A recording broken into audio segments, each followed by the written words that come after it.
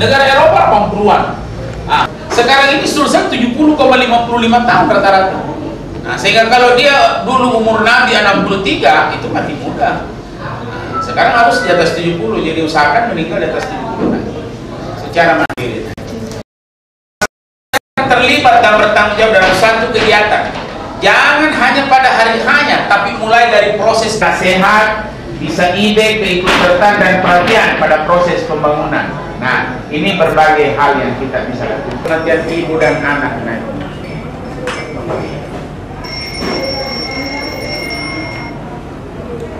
Assalamualaikum. Iya. Halo. Komunikasi yang dilakukan itu adalah komunikasi dua arah, seperti yang saya katakan tadi. Masyarakat berkomunikasi secara langsung dengan petugas kesehatan. Tidak mutlak harus berbahasa tertentu. Jadi kalau tidak mampu bahasa Indonesia, bahasa daerah. Yang penting kita mengerti apa maksud dan apa sampai pada bentuk kontribusi nyata dalam mengatasi tingginya AKI dan angka kematian anak di Selatan. Lanjut mengenai keikutsertaan masyarakat, apakah dia Toma atau Soga dalam menyokong pembangunan di Sulawesi Selatan itu dilakukan dalam bentuk keterlibatan langsung. Bersama mengembangkan keterampilan pemecahan masalah. Di sini selalu mereka dari kata keterampilan ini yang mereka tidak memiliki. Tentu banyak latar belakang, knowledge-nya harus kita beritahu mereka hubungan sebab akibatnya. Memastikan bahwa kebutuhan dan masalah secara memadai ditangani dengan baik. Memastikan bahwa strategi dan metode yang digunakan sesuai dengan sosial budaya yang dapat diterima. Jangan kita bertentangan dengan value atau nilai yang ada di masyarakat. Nah, itu. Ada suatu ungkapan itu kita cari persamaan, kita hindari perbedaan. Nah, itu yang penting. Untuk proses yang lain, kembali ke peran serta masyarakat ini yang kurang karena masyarakat lebih banyak terlibat dalam proses pelaksanaan saja. Nah, itu. Kenapa mesti kerja bakti? Kenapa mesti ada penimbangan? Kenapa mesti ada ini? Nah, itu yang kita jangan cuma katakan pokoknya ikut saja kerja bakti. Tapi kenapa, Pak? Nah, kita harus jelaskan kenapanya. Nah, ada kecenderungan lebih banyak terlibat dalam proses pelaksanaan kegiatan. Didukung hanya dalam bentuk dana, tenaga daripada itu. Yang biasanya kita edarkan les, mohon sumbang ini yang dihasilkan menyebabkan demam berdarah ini dampaknya ke kematiannya begitu tinggi. Pasti mereka merasa butuh. Nah, pada umumnya bentuk kontribusi ide itu lebih banyak pada saat perencanaan kegiatan. Padahal pada proses perencanaan program keterlibatan belum laksana, sehingga masyarakat bingung apa yang dilakukan. Tahu kerja bakti tapi apa manfaatnya? Nah, itu mereka tidak tahu. Pembinaan dan pengembangan peran serta masyarakat lakukan ini diantaranya.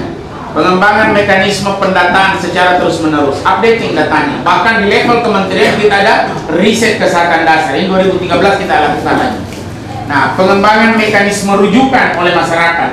Maksudnya bahwa kita mulai dari yang paling bawah, dari primary health care, lanjut ke secondary, tertiary, dan seterusnya ke atas. Sehingga itu kita tahu bahwa ini berjenjang. Nah, mobilisasi dana oleh masyarakat mengatasi tingginya kematian ibu saat hamil dan melahirkan. Nah, mereka ini ada daerah yang mempunyai namanya dana sehat, ada yang memiliki jamkesda. Bahkan kondisi saat ini kita membantu masyarakat, ada bentuk jamkesmas, ada bentuk jamkes dan sebagainya. Nah, ini supaya mereka tahu bahwa ini membutuhkan pembiayaan dan dari mana kita mesti dapatkan. Nah, ini penghambat peningkatan peserta masyarakat ini. Pendidikan yang relatif rendah. Nah, salah satu penyebab IPM kita adalah angka melek kurus. Nah, ini masalah. Cuma yang memiliki pendidikan rendah ini yang berusia di atas 45 tahun. Nah, yang rata-rata di bawah itu tidak. Nah, ini mungkin masih sisa-sisa zaman dahulu itu. Nah, kesulitan mengumpulkan masyarakat karena kesibukan masing-masing orang, terutama terhalang oleh pekerjaan. Nah, di sini pintar-pintarnya kita memilih kesempatan, jadi kita mengerti apa latar belakang daripada masyarakat kita. Kalau kita memaksakan harus hari Senin pagi, saya kira tidak ada yang hadir. Nah, itulah bagaimana kita menerjemahkan.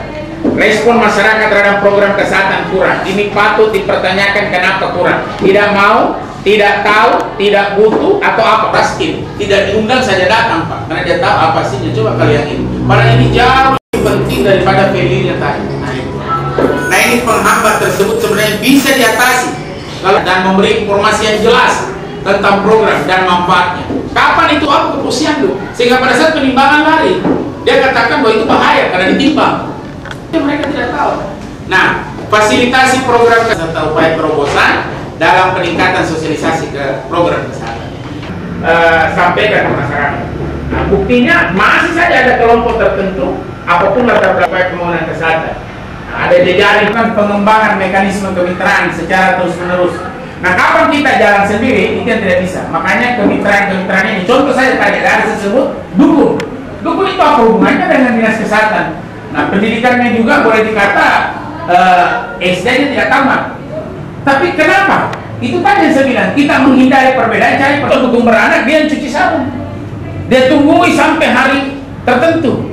Nah, bidang mana bisa begitu? Nah, kombinasi dukun, kombinasi bidang kita satukan. Bukan berarti jadi bidang, tetapi keilmuannya, kemampuannya kita satukan. Akhirnya masyarakat, karena ini menyatu, pilihannya menjadi enak. Ini strategi.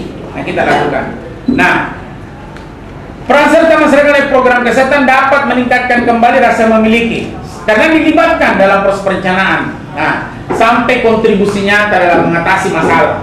Nah, saya kira itu teman-teman, kesimpulannya bahwa program kesehatan bukan karena ini merubah mindset masyarakat, nah, merubah dan mampu menerjemahkan kebutuhan masyarakat. Oleh karena itu kita mampu membaca situasi di masyarakat. 24 kabupaten di Sulsel, sekian ribu desa itu tidak ada yang sama, tidak ada yang sama. Contoh paling konkret, tarif puskesmasnya saja tidak ada yang sama. Berarti ini level kemampuan ekonominya sangat berbeda satu dengan lain. Nah, kunjungan puskesmasnya berbeda satu lain, berarti tingkat pengetahuannya berbeda. Yang mau dirujuk ke rumah sakit pun banyak yang menolak, banyak yang mau. Ini pun tentu terkait dengan pemahamannya. Nah, peran sertanya dan sebagainya. Nah, ini beransur-ansur kita perbaiki. Satu wujud bahwa mereka sudah mulai terlibat banyak dan mereka sudah mulai butuh, dan ini Sulawesi Selatan 24 kabupaten, 12 kabupaten diantaranya itu dikategorikan kota sehat. Apa itu kota sehat? Adalah kota atau kabupaten yang sudah memenuhi unsur-unsur yang ditentukan dalam penilaian satu kota dalam berbagai hal. Contoh pasarnya saja kita nilai, jalannya, kualitas airnya, polusi udaranya dan sebagainya. Dari 24 di Indonesia kita paling banyak, 12/24. Sesudah kita Jawa Timur 8/34. Dari 34 kabupatennya hanya 8 yang berkategori begitu. Sehingga kapan disebut Sulsel sehat? Kalau 24/24. Nah, semuanya sudah terkategori demikian. Dan itu tidak mudah. Kira-kira itu kristalisasi daripada seluruh program termasuk lintas sektor dan sebagainya. Saya kira untuk sementara itu Anda pasti sampai. Terima kasih. Terima kasih Bapak. Partisipasi masyarakat dalam pembangunan khususnya di kesehatan. Kemudian kami dengan Bapak dari Perencanaan Pembangunan Daerah. Terima kasih atas kesempatan ini. Maaf saya nggak potong. Kira-kira ada nggak yang kita menanyakan karena saya harus ke DPR? Ya, ada yang kita mau tanyakan dulu karena saya sudah dapat SMS ke DPR setengah 12. Ini selama ini Pak, partisipasi masyarakat khususnya tokoh agama dalam pembangunan di Sulawesi Selatan sudah memenuhi harapan atau dan bagaimana nanti ke depan Pak? Ya, memenuhi harapan itu jawabannya harus terukur dalam indikator-indikator yang real, kuantitatif. Kita menghitungnya. Buktinya bahwa semua indikator derajat kesehatan kita penuhi. Target yang secara global berlaku disebut MDGs. Sekira teman sudah maklum adanya Millennium Development Goals. Nah, kita ada target di Sulawesi Selatan. Target 2013 adalah RPJMD kita, Rencana Pembangunan Jangka Menengah Daerah. Itu hampir semua indikator kita penuhi. Nasional 2014 tahun depan RPJMN nasional dan 2015 MDGs. Satu gambaran. Usia harapan hidup di MDGs ditargetkan 72 tahun rata-rata orang Indonesia. Sulsel sudah mencapai angka 70,55 pada tahun 2011. Angka 2012 masih dihitung. Nah, kita optimis bisa capai karena 2008 cuma 69,28. Ada perbaikan. Kenapa membaik? Panjang prosesnya. Perilakunya berubah. Mau berperilaku hidup sehat, mau berobat pada sakit, mau bertanya sebelum sakit dan sebagainya. Buktinya kunjungan puskesmas yang rata-rata cuma 40 kunjungan dulu, sekarang 100 lebih per hari. Mindset berubah. Nah, imbasnya adalah usia harapan hidup. Ibu melahirkan, dulu tinggi. MDGs menargetkan 102 per 100.000 kelahiran hidup. Sulsel di 2011 sudah mencapai 76 per 100.000. Artinya kita sudah capai MDGs. Kita sisa sustain saja sampai 2015. Angka kematian bayi 23 per 1.000 kelahiran hidup. Kita sudah capai 6 per 1.000 kelahiran hidup. Nah, angka kematian balita, nah itu kita mencapai tadi 32 per 1.000, 23 per 1.000 balita. Kita sekarang 1 per 1.000. Nah, ini tidak mungkin terjadi tanpa proses panjang. Nah, prosesnya kompleks. Need in demand ketemu, masyarakat dilibatkan, petugas dilibatkan, tingkat pengetahuan meningkat, ini juga tingkat pelayanan membaik dan sebagainya dan sebagainya. Sehingga pertanyaan tadi harus dijawab dengan angka-angka dan indikator yang bisa diukur. Jadi the measurable indicator. Jadi kita bisa mengukurnya seperti itu. Ada yang? Oke.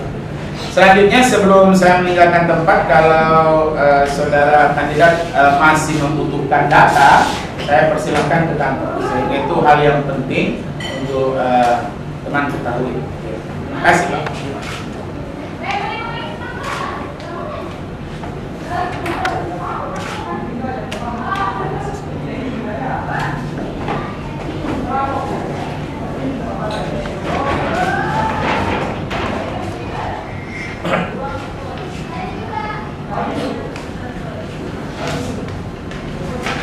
Oke, ini deh ya.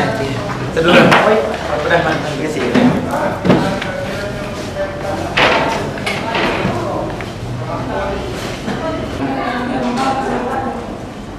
Selanjutnya saya persilakan dari Bapak wakil dari Badan Perencanaan Pembangunan Pak.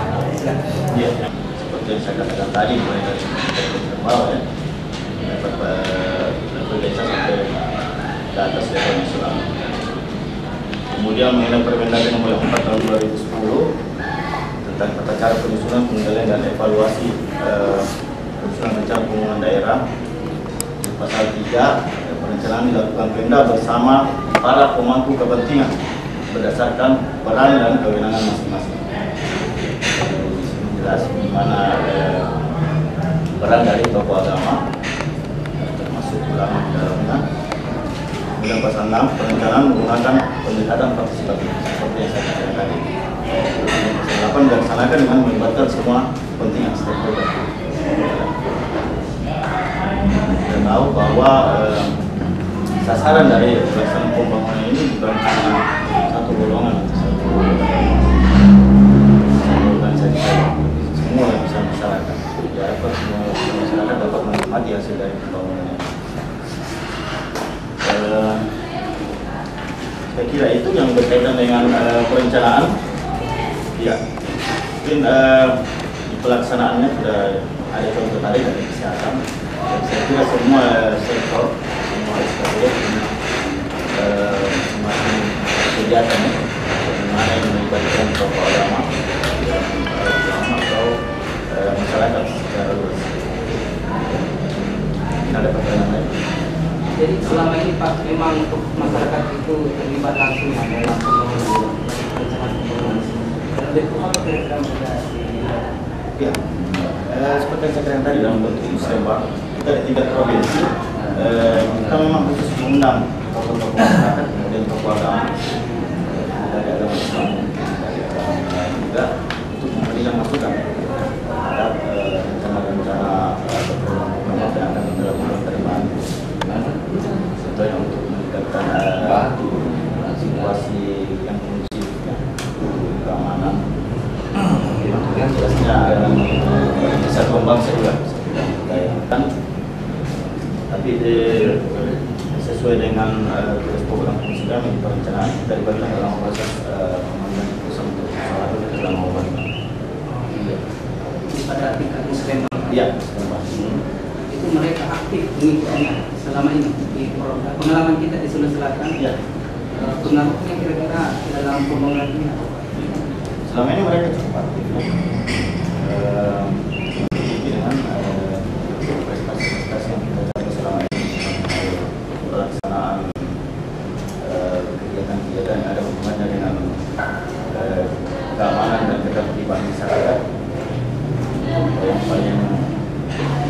paling barangkali kita ada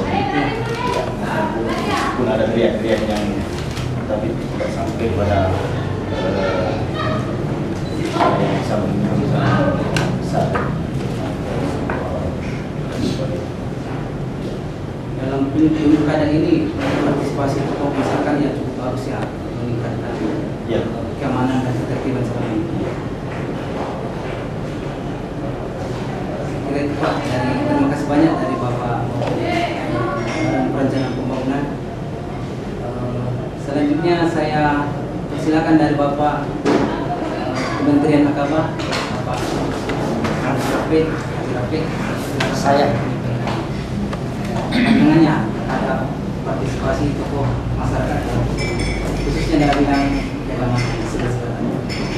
Baik, terima kasih. Assalamualaikum warahmatullahi wabarakatuh. Pak.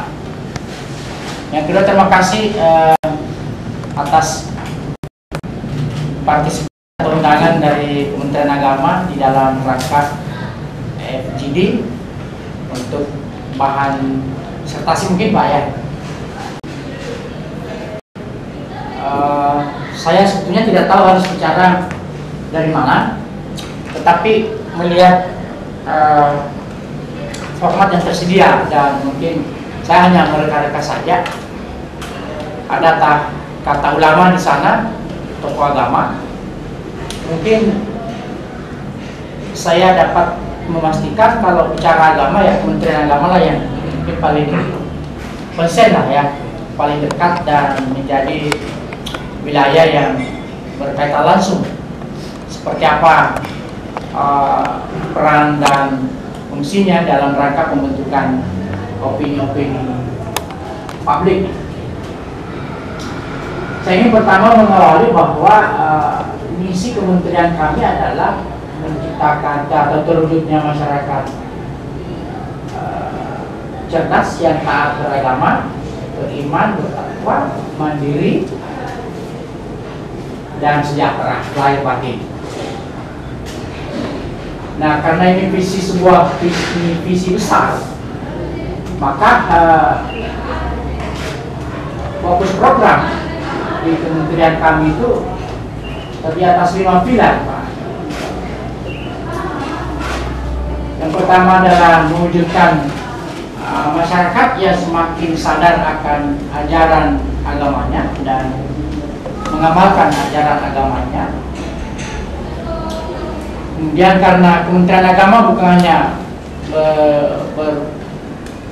fokus pada program keagamaan, tapi juga di Kementerian Agama ada pendidikan, program atau pembangunan di bidang agama dan keagamaan. Program pendidikan agama dan keagamaan yang tersebar dalam beberapa klaster. Klaster pertama yang kita sebut dengan madrasah. Klaster kedua adalah pendidikan agama Islam di sekolah-sekolah dari LA atau TK sampai SMA, SMK.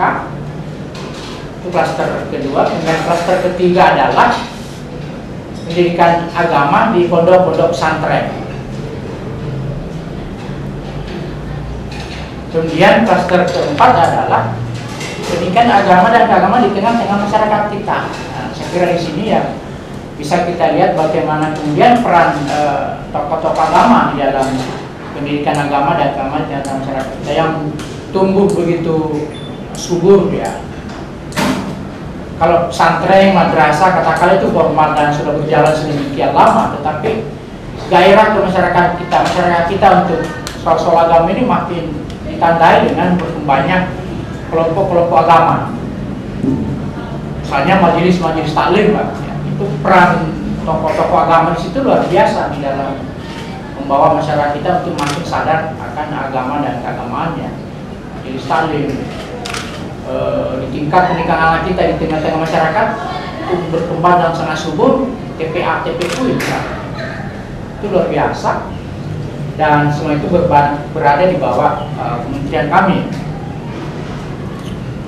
Kemudian kelompok-kelompok zikir, majelis-majelis zikir kita bisa teliti itu mungkin satu disertasi juga bisa membahas itu.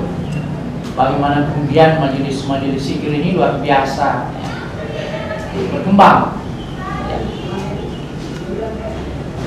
Itu yang pilar kedua dalam rangka mencapai mimpi-mimpi besar tadi atau visi-visi Kementerian Agama. Kemudian pilar ketiga adalah pembangunan di bidang kerukunan agama, umat beragama.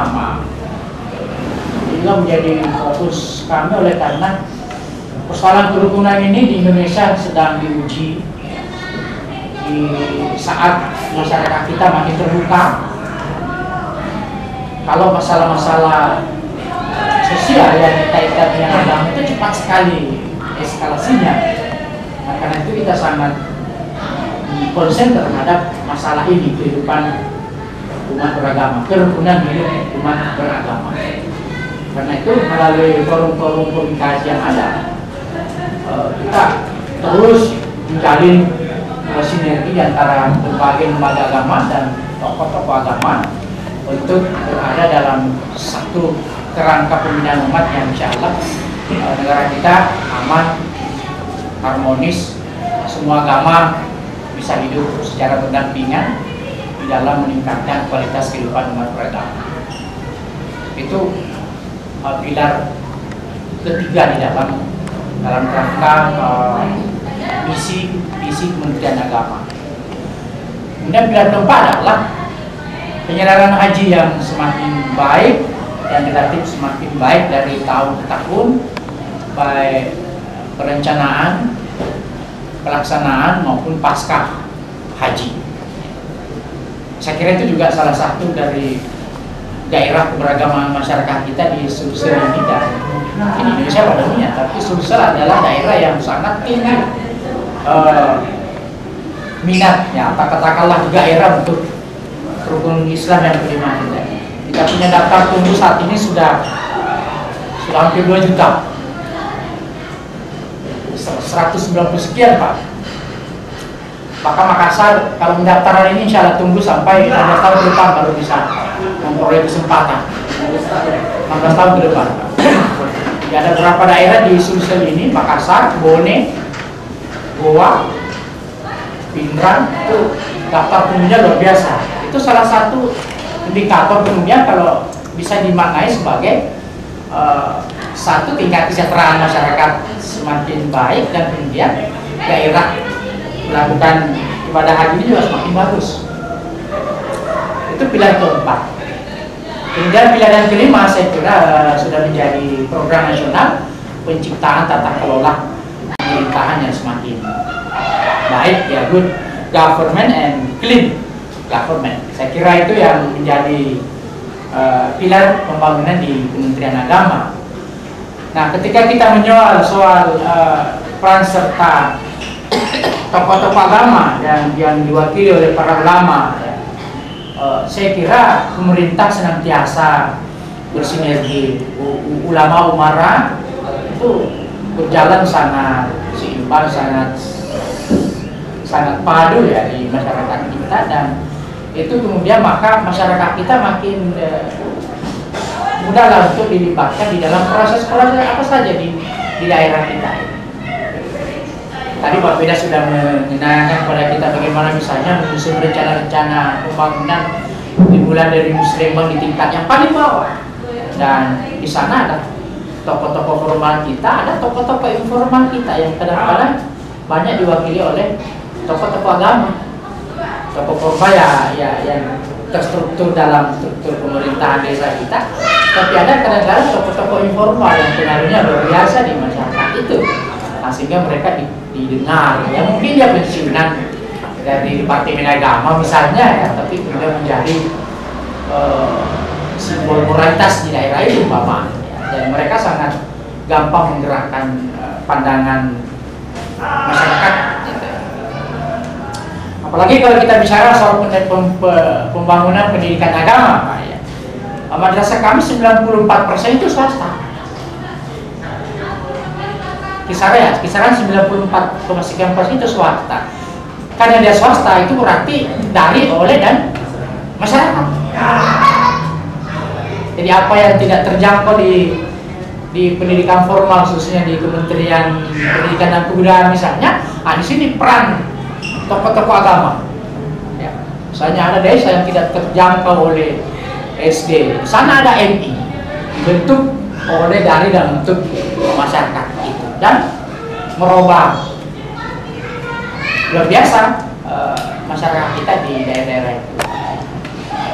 Mungkin di daerah itu, di desa itu, atau sekian radius, di daerah terpencil tidak ada SMP, di situ ada MTS. Ya, meskipun orang sering meresahkan dengan madrasah tepi sawah, karena memang di kampung-kampung itu madrasah tepi sungai, ya, karena di gunung-gunung. Tapi itu menurut saya memberikan andil yang luar biasa di dalam pembangunan masyarakat kita yang tadinya tidak tahu sama sekali pendidikan, lalu kemudian menjadi madai. Saya kira tidak bisa dipungkiri betapa kemudian peran tokoh-tokoh agama tadi itu dalam menggerakkan masyarakat kita, khususnya dalam pembangunan pendidikan agama dan keagamaan. Bahkan sejarah lainnya pesantren adalah dari peran-peran itu. Ya. Sekolah kalau di Bone, di Bugis, ya, itu umumnya adalah bangsawan-bangsawan kita yang berpengaruh di tingkat desa itu untuk kemajuan masyarakat. Saya kira itu saja yang inti-inti yang ingin saya kemukakan dalam perspektif Kementerian kami, ya, Kementerian Agama, dalam rangka menjawab atau menjawab, katakanlah kalau ada pertanyaan-pertanyaan soal peran tokoh agama dan ulama dalam pembentukan opini-opini publik. Terima kasih. Ini Pak, selama ini tokoh-tokoh agama itu masyarakat memberikan partisipasinya dalam lebih banyak dalam pendidikan masyarakat. Sebetulnya yang nyata terukur itu, tapi sesungguhnya kami juga ada namanya penyuluh agama non PNS, dan itu jumlahnya 4 kali lipat mungkin dari yang kita sebut saat ini dengan tenaga honorer. Penyuluh itu. Nah, penyuluh ini itulah garda terdepan kita sebetulnya dalam pesan-pesan agama di tengah-tengah masyarakat kita. Karena memang basis kerjanya desa-desa dan kecamatan menurut saya. Jadi seorang penyuluh itu minimal harus membina berapa majelis taklim di daerah itu. Kalau tidak ada, dia harus adakan. Nah, karena itu peran penyuluh agama ini sebagai ujung tombak dalam bahasa agama ke masyarakat itu lebih nampak lagi, Mbak. Seperti itu. Jadi bukan hanya di bidang pendidikan, tapi juga di bidang dakwah. Ya, meskipun mungkin mereka lebih banyak kepada dakwah di lisan, ya. Di tingkat Sulawesi Selatan, Pak, Kementerian Agama tentu punya forum tersendiri dengan tokoh-tokoh agama, Ya. Dan bidang apa saja yang paling utama disampaikan, Pak? Pertama tadi forum komunikasi umat beragama (FKUB), ya. Kemudian ada ormas-ormas, tapi itu misalnya UI, forum umat Islam, itu tidak berada di bawah kementerian kita, tapi itu lebih kepada masyarakat umat Islam secara keseluruhan di Sulawesi, yang mungkin jalur kerjanya banyak kepada Pemda, Isbampol. Kemudian di bidang pondok pesantren kita ada namanya forum koordinasi pimpinan pondok pesantren, ya, supaya pesantren kita dalam membangun kehidupan agama ini, ya, mereka bisa sinergi lah. Kita tidak ingin kemudian ada salah satu pondok pesantren yang keluar dari koridor misalnya. Jadi itu tiap semester kita ada pertemuan untuk bicarakan berbagai persoalan yang pesantren misalnya, terutama kalau di saat ini di mana pesantren kita banyak mendapat sorotan, banyak mendapat penilaian dari orang-orang yang mungkin tidak mengenal, yang mungkin ada kasus-kasus tertentu sifatnya, lalu seolah-olah semua pesantren begitu, ya. Saya kira itu forum pondok pesantren, pimpinan pondok pesantren Kemudian di madrasah, ya forum-forumnya jelas, ya ada KKM kelompok kerja madrasah, ada para pengawas kita juga luar biasa di dalam pembinaan pondok-pondok pesantren dan madrasah di lingkungan kementerian. Terima kasih Bapak. Selanjutnya saya persilakan kepada dari mewakili pemerintahan Andrea. Assalamualaikum warahmatullahi wabarakatuh. Waalaikumsalam. Yang saya hormati, yang mengundang saya itu Bapak Putra Siagian dari mewakili Bapeda Provinsi, yang Pak Lurah, Bapak dari Kementerian Agama dan adik-adik mahasiswa. Saya ucapkan terima kasih atas kepercayaan yang diberikan kepada kami sebagai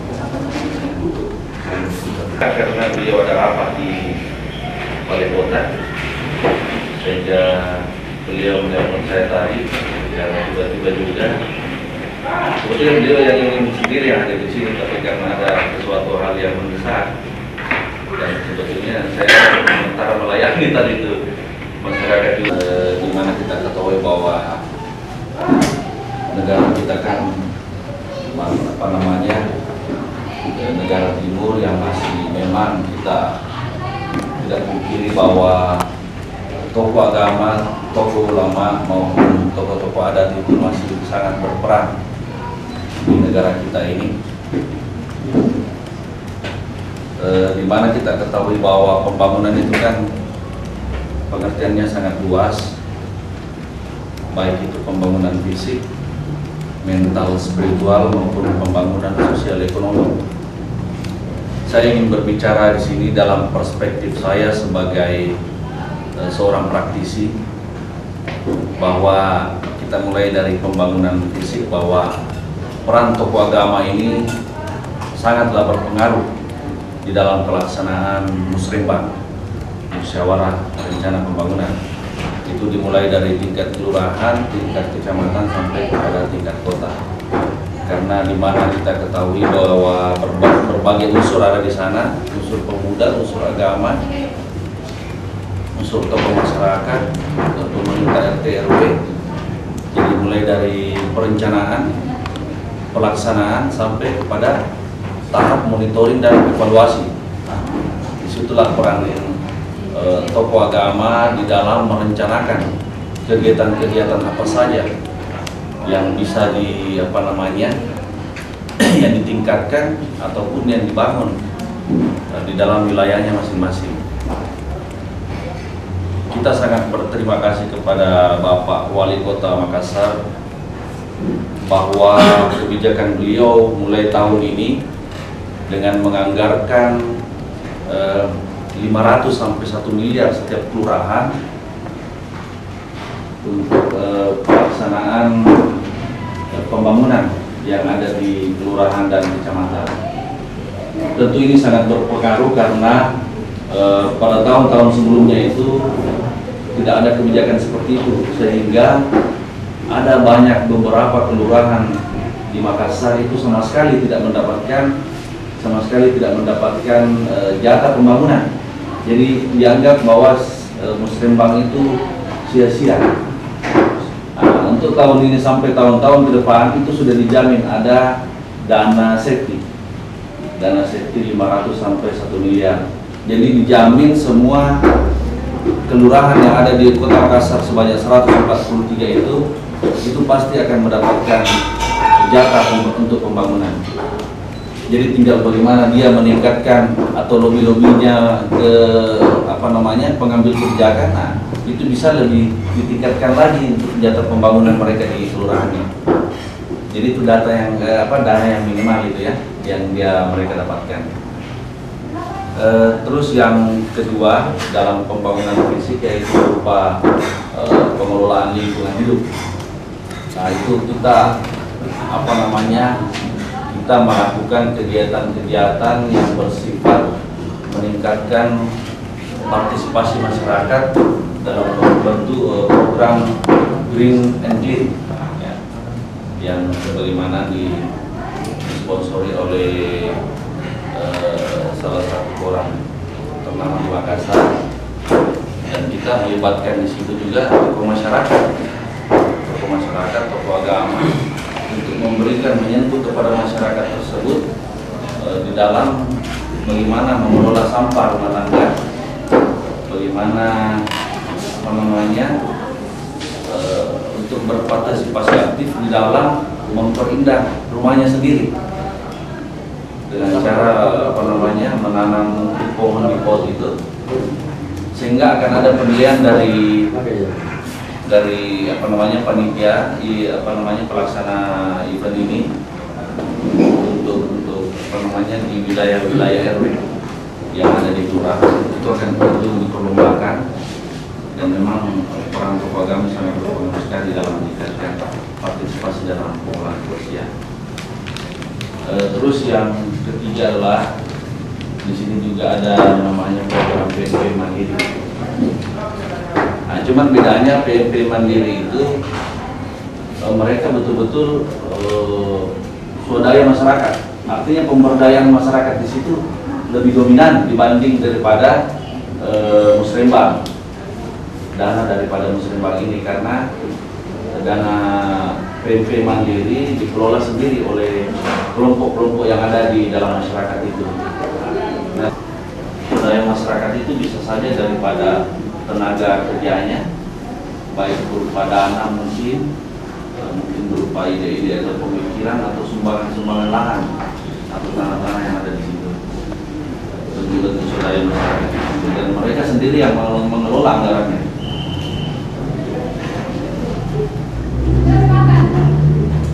Nah, di situ juga ada unsur dari pada tokoh-tokoh agama. Terus saya melangkah kepada pembangunan mental dan spiritual, bahwa Pak Wali Kota juga mengeluarkan kebijakan yang baru, yaitu Perda tentang penertiban rumah-rumah kos, di mana kita ketahui bahwa Kecamatan Taman Anggrek ini sangat banyak menjamu rumah-rumah kos, karena di situ juga banyak terdapat universitas. Dari rumah kos tersebut terkadang sangat berpotensi sekali muncul kegiatan-kegiatan maksiat atau kegiatan-kegiatan yang mungkin banyak terjadi kejahatan. Nah, di situ kita pemerintah Kota Makassar melatar belakangi dengan kondisi yang seperti itu, sehingga memunculkan perda tentang rumah kos, di mana kepada penertibannya. Jadi sama sekali tidak ada pungutan maupun retribusi sebagaimana yang identik kalau ada seperti ini, Pak, ya. Identik bahwa akan ada pemasukan lagi nih untuk Makassar. Nah, padahal di dalam perda itu tidak ada disebutkan sama sekali dengan pungutan. Ini hanya lebih kepada penertiban rumah kosnya, di mana di situ disebutkan di dalam aturan-aturannya bahwa rumah kos tersebut tidak boleh campur dengan wanita maupun pria, harus ada ruang tamu, terus jam bertamunya jelas, pengelola rumah kosnya jelas siapa, dan mereka bertanggung jawab sepenuhnya atas pengelolaan rumah kos tersebut. Nah, di sini kita akan selalu memantau perkembangan pengelolaan rumah kos ini dengan melibatkan ketua RT maupun RW rumah kos. Apabila mereka melanggar, mereka akan diberikan teguran 3 kali dan sampai kepada sanksi yang terberat, yaitu pencabutan izin rumah kos. Karena izin rumah kos ini sudah diserahkan sepenuhnya kepada camat. Jadi camat yang mengeluarkan izin rumah kos. Jadi pengelolaan rumah kos tersebut bisa dicabut apabila pengelola rumah kos tersebut tidak mengindahkan daripada peraturan ini. Nah, tentunya tokoh agama yang ada di situ yang sangat berperan memberikan teguran-teguran, mungkin saran-saran kepada pengelola tersebut, dan juga sebagai mitra pemerintah di dalam melaporkan pelanggaran-pelanggaran yang ada di rumah kos tersebut. Nah, inilah semua langkah-langkah pemerintah di dalam mengantisipasi tingginya tingkat-tingkat kejahatan, tingkat-tingkat kriminal maupun kegiatan-kegiatan maksiat yang ada di wilayah kecamatan tersebut. Kita tidak juga memungkiri bahwa kehadiran Kecamatan Tabanan Rea khususnya untuk melaksanakan perlombaan dakwah. Jadi perlombaan dakwah, kita mengirimkan surat kepada RT RW bagi yang ingin pesertanya, dan melibatkan juga beberapa pengusaha di Kecamatan Tabanan Rea untuk turut berperan baik penyediaan dananya sebagai sponsor tentunya ya. Terus saya melangkah kepada pembangunan sosial ekonomi masyarakat, di mana kita ketahui bahwa di Kecamatan Tabanan Rea itu sudah kegiatan agama itu sangat kompleks, dan di situ ada beberapa macam agama di Kecamatan Tabanan Rea, sehingga kita selalu mengadakan suatu kegiatan interaksi dalam bentuk gotong royong mungkin ya. Gotong royong, kita kadang melaksanakan gotong royong di rumah ibadah salah satu agama dengan melibatkan di situ aparat-aparat TNI. Kebetulan juga kita dalam wilayah kita itu ada 2 batalion kavaleri dan TNI Raider. Itu kita libatkan di dalam pelaksanaan gotong royong di rumah ibadah.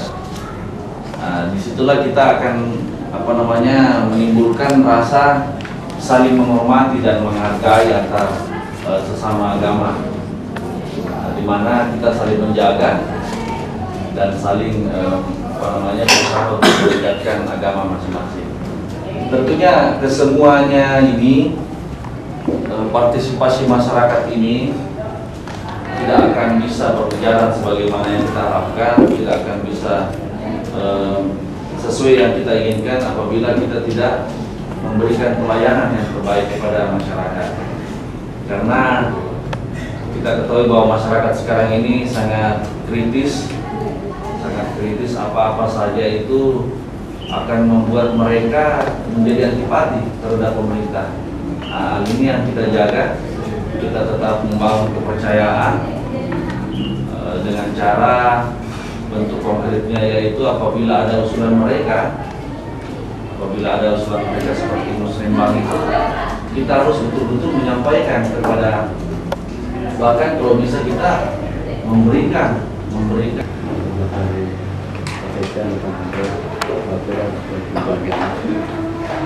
Saya mbak terus terang saja pelibatan tokoh Allah, ulama dan tokoh masyarakat yang sangat tinggi, utamanya dalam hal perencanaan pembangunan. Perlu kami sampaikan juga bahwa terkadang juga ada masyarakat kita yang tidak mau peduli dengan ada terjadi sekitarnya. Alhamdulillah dengan adanya jurus seperti yang kita angkat dengan masyarakat, tentunya ini menjadi perhatian bagi kita semua, bisa tergugah hati nurani masyarakat yang lain bahwa sesungguhnya kepedulian tokoh masyarakat, tokoh agama, para ulama terhadap pembangunan sangat tinggi.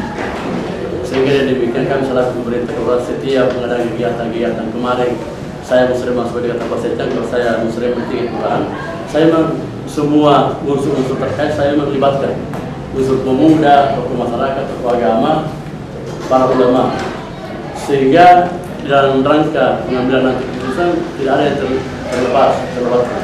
Kenapa? Semua unsur kita dibatkan. Sehingga dalam nantinya dalam pengusulan nanti program yang akan kita terjunkan di tingkat kelurahan pasti akan nampak masing-masing sesuai dengan bidang masing-masing. Paling tidak dari Pak Imam ada usulannya, dari Dinas Kesehatan usulannya, sudah kita tahu semua. Sehingga kalau dikatakan bagaimana pelibatan daripada tokoh ulama dan tokoh masyarakat itu sangat tinggi. Jadi kita tidak sepelekan tokoh agama di bawah, tapi itu menjadi orang tua kita untuk bagaimana memberikan petunjuk kita selaku pemerintah dalam rangka mengadakan kegiatan-kegiatan yang ada di tingkat kelurahan. Tapi terkadang juga ada masyarakat yang saya katakan tadi bahwa tidak peduli dengan apa yang terjadi di sekitarnya. Ada. Contoh kecilnya saja pada saat kita gotong royong saja Pak, itu semua unsur kita libatkan.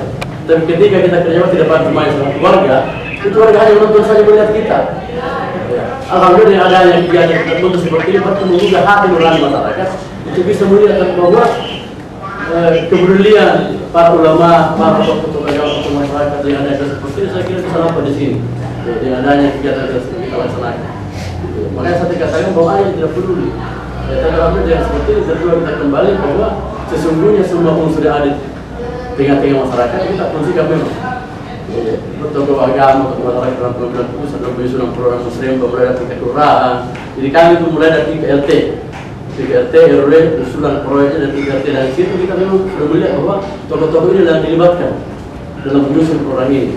Tingkat kelurahan kita juga musyawarahkan, sudah 3 kecamatan sampai 3 kabupaten, bahkan sampai 3 provinsi. Saya kira kita sudah tahu semua bahwa semua tokoh-tokoh agama, tokoh kita libatkan dalam hal ini untuk mencapaikan suatu program kerja yang akan kita rencanakan.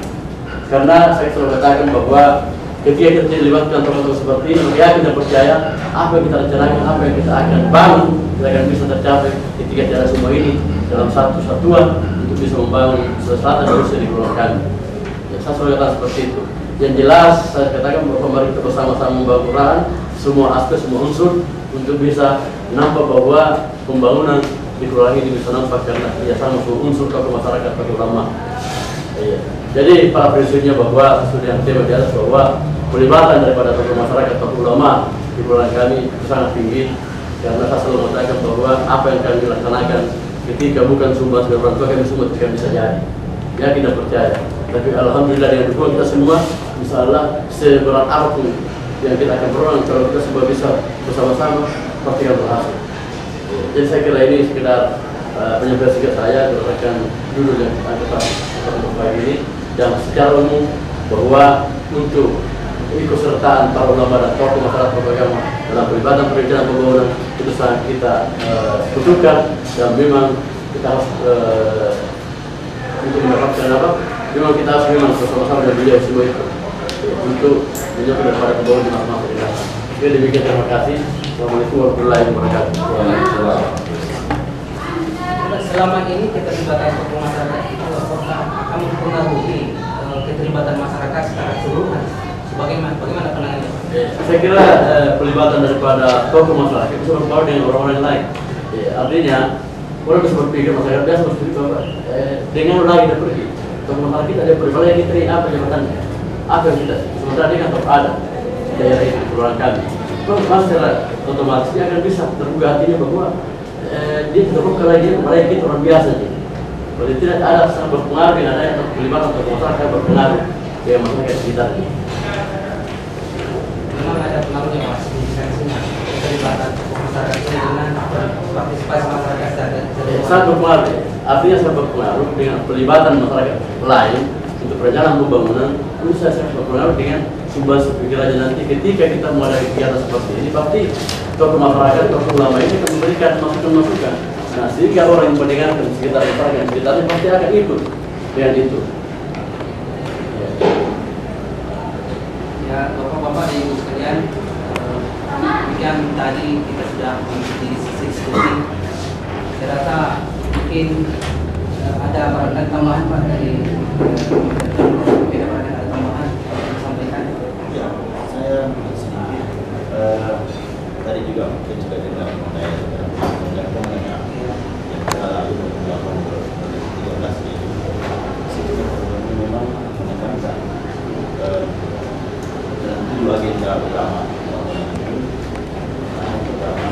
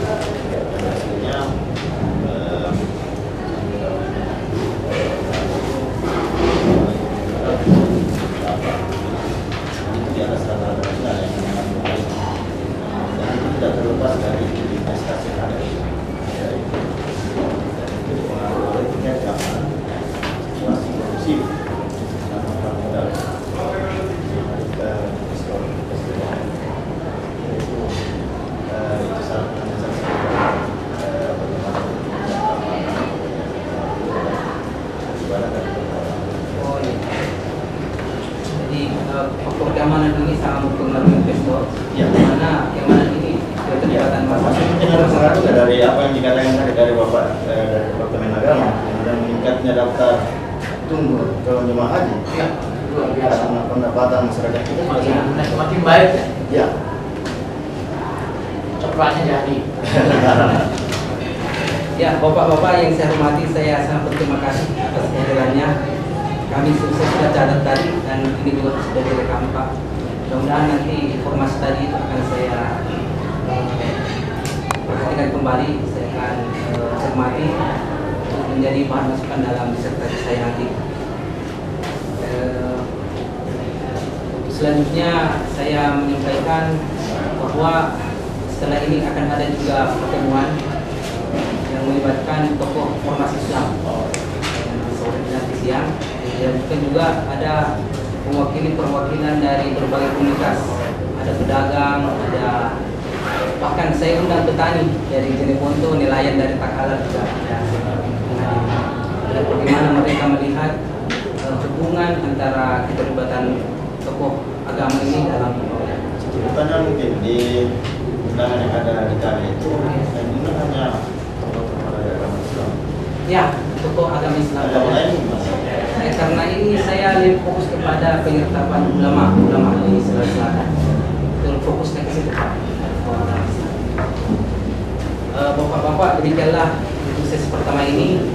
Mari kita tutup dengan membaca alhamdulillah. Alhamdulillah. Assalamualaikum warahmatullahi wabarakatuh. Waalaikumsalam.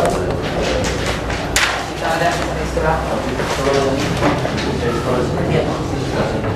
Terima kasih. Ya, tanya mari.